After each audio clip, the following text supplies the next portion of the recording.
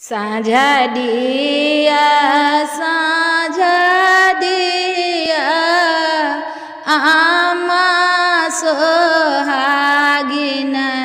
हे साँझ बीतल जाइया कोबर घर के साँझ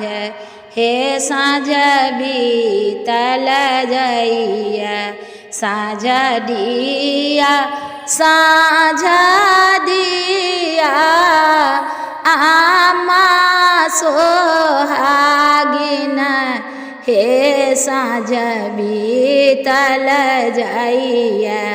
बीतल जाइया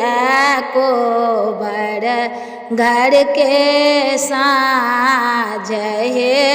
साँझ बीतल जाइया कथी केरा दीपक थिए सुतबा है साँझ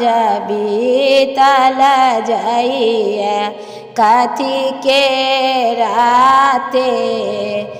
लाजार बहे साँझ बीतल जाइया कथी के राते लाजार हे साँझ बीतल जाइया सोना केरा दीपा पटाय सुताबाती है साँझ बीतल जाइया सरिसो के ते लाजार बहे साँझ बीतल जाइया साँझ दिया आमा सोहागिन हे साँझ बीतल जाइया कोबर घर के साँझ हे साँझ बीतल जाइया जरे लागल दीप झामके लागल बाती है साँझ बीतल जाइया खेला लगली साँझा